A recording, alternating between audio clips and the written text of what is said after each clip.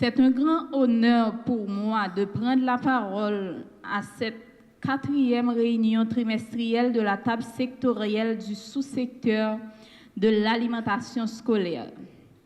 Cette rencontre concrétise notre volonté d'œuvrer à l'épanouissement et au développement de l'enfant qui, pour sa famille aussi bien que pour sa collectivité, symbolise le renouveau, la pérennité et la continuité. Chaque enfant qu'on enseigne est un homme qu'on gagne, lui a dit Victor Hugo. Cependant, pour qu'on puisse bien apprendre, il faut qu'il soit bien encadré d'une part et que ses besoins nutritionnels soient satisfaits. Nous sommes reconnaissants envers tous les partenaires présents dans cette salle qui, d'une manière ou d'une autre, s'attellent à impacter positivement l'avenir de nos jeunes écoliers en approvisionnant les écoles sur tout le territoire national en denrées alimentaires. Durant le premier trimestre de l'année académique 2021-2022, plus d'1 million d'écoliers ont été touchés par l'ensemble du sous-secteur de l'alimentation scolaire. Il s'agit là d'un grand pas vers l'atteinte de nos objectifs. Nous espérons que tous les autres collaborateurs qui ne sont pas encore rejoints s'en inspirent pour apporter les réponses ponctuelles aux problèmes systématiques qui rongent l'éducation en Haïti. La réalisation de cette table sectorielle constitue un tremplin pour le sous-secteur de l'alimentation scolaire, en plus de l'apport du pain de l'instruction. Elle permet de garantir à l'écolier, avec l'appui du programme de cantine scolaire, au moins un repas par jour, qu'il n'aurait peut-être pas bénéficié en dehors de ces établissements. Encore faut-il souligner que l'alimentation constitue l'une des pierres angulaires de l'apprentissage scolaire. Nous en profitons pour remercier les directeurs des écoles ainsi que les enseignants pour leur dévouement à former ces jeunes qui, à coup sûr, seront les leaders de demain. De ce fait, assurons-nous que la nourriture leur soit attribuée au quotidien, mais surtout dans la dignité. Faut que tout le monde mange dans la dignité. Chers partenaires du sous-secteur de l'alimentation scolaire, poursuivons nos efforts afin que la cantine puisse devenir pour chaque élève un véritable lieu d'éducation du goût, de détente et aussi de convivialité. Qu'il nous soit permis de terminer notre propos en formulant le vœu que cette manière de traiter les affaires relatives aux écoles soit largement et longtemps entretenue, formée pour servir, servir pour transformer, transformer pour sauver. Pour le premier trimestre de l'année académique 2021-2022, nous avons pu atteindre 1 036 552 bénéficiaires répartis dans les 10 départements du pays. Ces bénéficiaires du programme, ils ont été atteints grâce aux activités de 6 partenaires du PNCS. Il s'agit du PNCS, du PAM, de la FOME, de Food for the Poor, de FAES et du service de coopération et d'action culturelle de l'ambassade de France. Là, le graphe que vous avez, la figure que vous avez ici présente le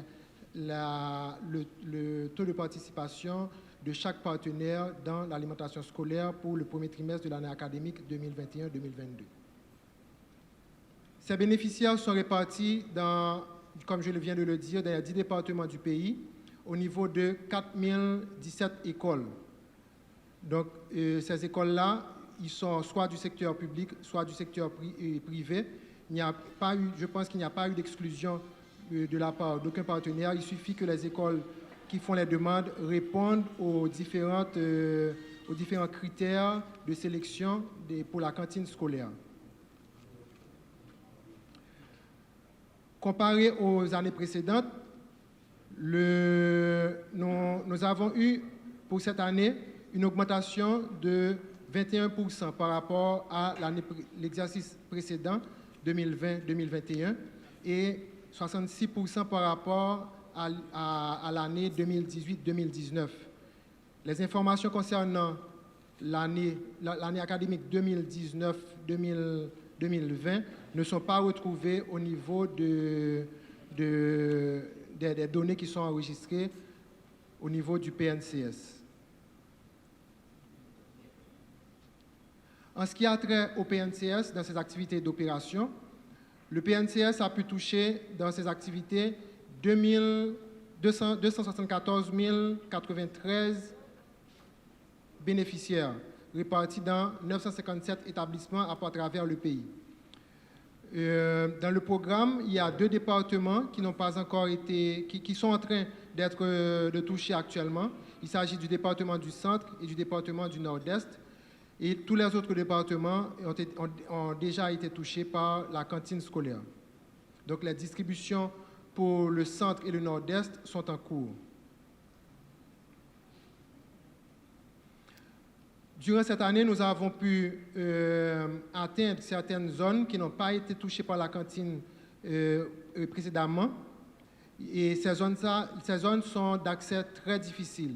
Il s'agit en Sachat, la plateforme Jean-Macoute, Petit Paradis et Baie de Haine dans le nord-ouest, en Sapitre, Margeoffrey dans le sud-est, Île Caïmite dans la Grand'Anse et Île à Vache dans le sud. Pour mener ces activités, le PNCS a dû faire appel certainement à certaines ressources.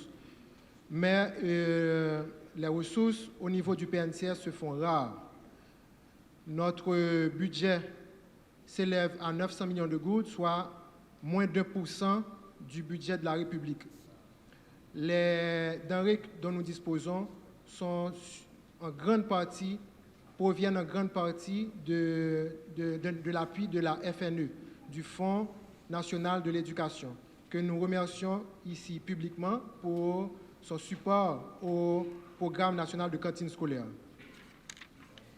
Au niveau d'une PNCS, nous ne disposons pas assez d'espace pour loger le personnel.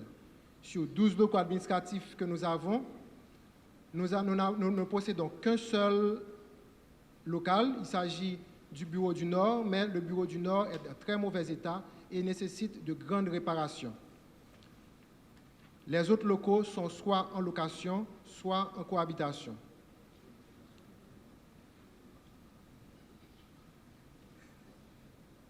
En ce qui a trait aux entrepôts, PNCS ne dispose que d'un seul entrepôt. Cet entrepôt se situe à Girard-Bataille, à Port-au-Prince, dans le département de l'Ouest. Et au niveau des régions, nous sommes bien obligés d'avoir recours à des espaces occasionnels pour l'entreposage des denrées pour la cantine au niveau des divers départements du pays. Ceci augmente les risques de pillage et de perte. Et la dernière fois, la dernière distribution qu'on a eu à faire dans le Nord-Ouest, on a eu pas mal de difficultés à cause de cette situation-là. En ce qui a trait au matériel roulant, nous ne disposons que de 7 véhicules en fonction et de 12 motocyclettes. Donc, il y a certains partenaires qui nous disent que il y a certains problèmes qui se posent au niveau du suivi-évaluation pour les partenaires. En effet, le PNCS, ne disposant pas assez de matériel pour le transport des agents de suivi-évaluation, est bien obligé d'assurer une programmation et d'avoir recours aux différents partenaires pour la visite des écoles. Et nous en profitons pour remercier les partenaires qui nous ont gratifié de leur aide pour pouvoir visiter certaines écoles. En ce qui a trait aux facilités de communication, la majorité des bureaux régionaux ne disposent pas de matériel pour la saisie et le stockage des données informatiques. Donc, le PNCS, jusqu'à présent, à aucun bureau ne dispose d'une connexion Internet. Donc, nous avons grandement besoin d'ordinateurs et de matériel pour les échanges les échanges de données avec les différents partenaires.